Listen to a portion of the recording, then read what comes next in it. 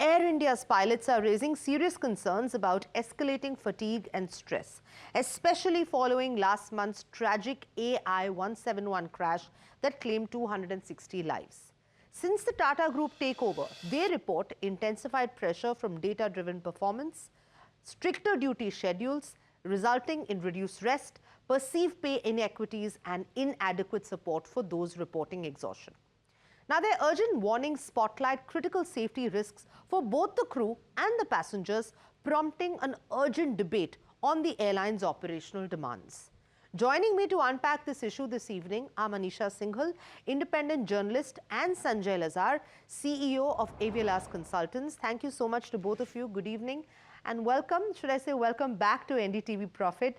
Sanjay, I'm going to jump right into it. From a safety consultancy perspective, how critical is pilot fatigue as a factor in aviation accidents, and what operational changes should Air India implement immediately to mitigate these risks? Thank you for having me, Sanjana. And yes, of course, pilot fatigue is probably the most important factor in any airline's operations. It's not only pilot, cabin crew, and pilot fatigue, though pilots are far more important because they take off and land and they fly the planes. We've seen over the years, fatigue has been something that has been underreported or given the go by. The track record of the DGCA in our country has been very poor. If you recollect, the flight and duty time limitation matter was in the Delhi High Court for a good 6 to 7 years, and it was supposed to be implemented on the 1st of June 2024. The DGCA and the airline said, there was practical difficulties in implementing it. It meant more rest, lesser duties for pilots, lesser fatigue, and they sought a 1-year extension. It has come into force on the 1st of July 2025. However, there is still some that has to be brought in, and I do believe it will come in by November 2025. This is an alarming situation where commercial interests of various airlines, it's not only A or B or C, it's all the airlines, should take precedence over rest, fatigue, and safety. And this is something that, whether it's passengers, whether it's aviators, whether it's crew, or whether it's the airline management, everybody needs to look at this very deeply. I do believe that, there have been some news reports of show cause letters, etc., going out. But be that as it may, I think there's a deeper need for the DGCA to look into its own systems, because obviously there is not enough audit happening.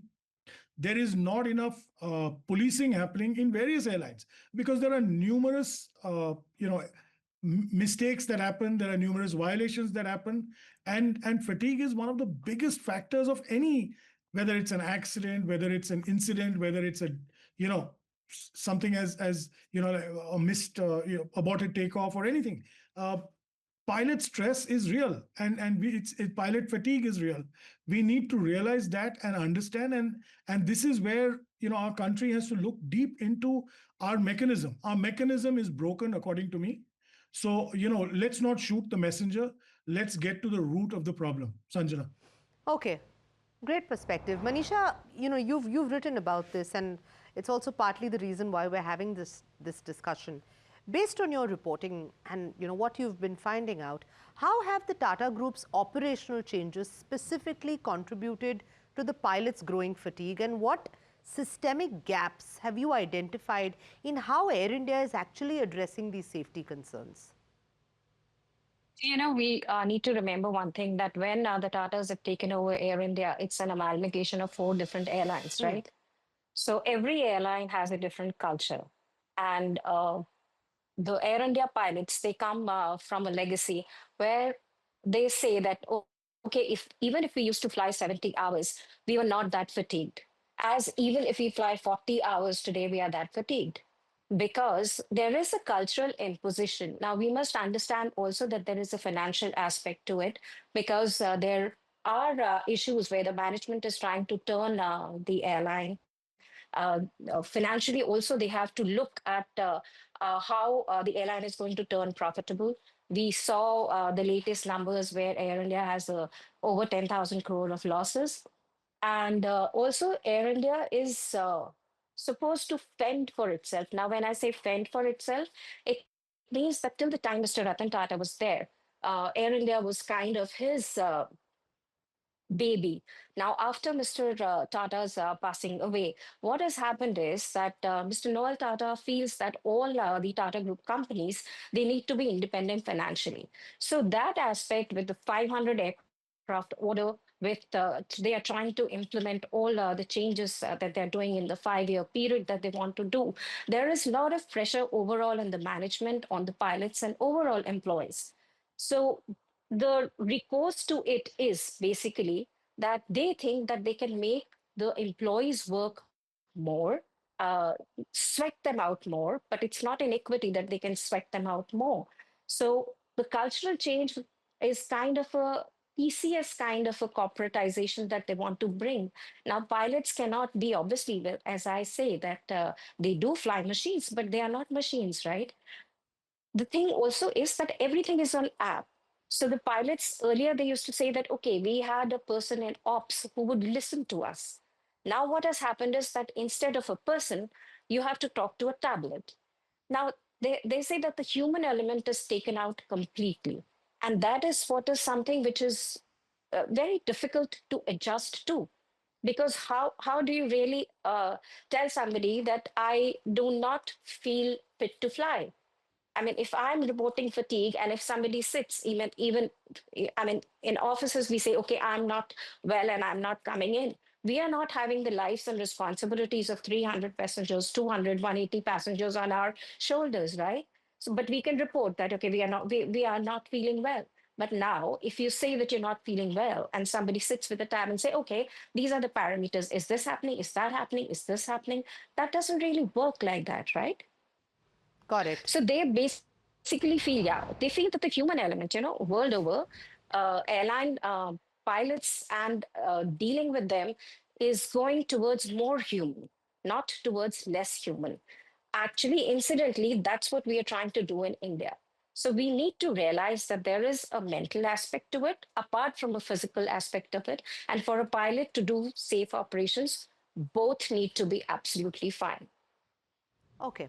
So, Sanjay, if I were to ask you, what best practices would you recommend to prevent burnout while maintaining operational efficiency, given what Manisha just listed out? What would you say they'd be? Bring in the human element. Manisha put it perfectly and very succinctly. There needs to be that human touch, and having spent, close to 4 decades in Air India and in aviation, I'll say this that, aviation has been a lot about human element and people. There's a lot of people touch, and that's one thing I think.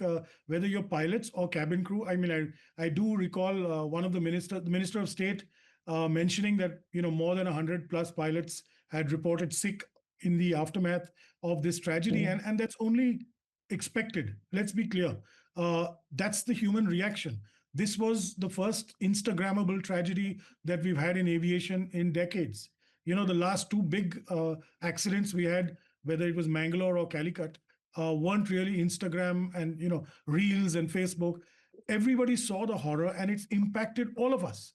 You, me, Manisha, people who fly planes, people who work in the aircrafts, people who work at the airports were completely disoriented by this tragedy. And it was a horrific tragedy. And my hearts go out to everybody. We also need to look at, there were probably 2 or 3 times that number of cabin crew who fell sick or opted out of flying during that same period because they're youngsters. We need, and of course, I know Air India has put in place counseling systems for them, but that's for for the cabin crew, for the ground staff.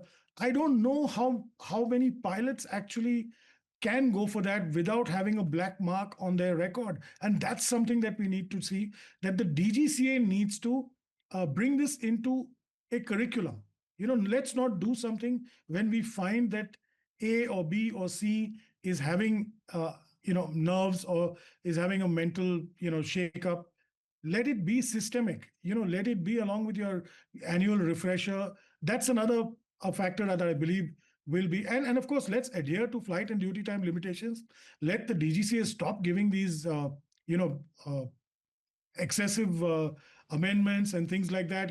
They keep giving dispensations. We see that with the pilots, and we also see that with the cabin crew across airlines. This is not bound to one airline. Stress and fatigue exists in every airline. Whether you take the red domestic low cost carrier or the blue big low cost, all of them, they all have the same problem. Pilots across the board face this. Cabin crew across the board face this. Aviation faces this, and we need to look at this very holistically, in my view. Sanjay and Manisha, thank you so much for your time.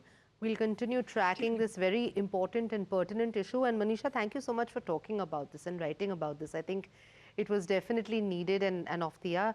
But thank you for your time, both of you. And looking Thank you forward so to much. chatting soon.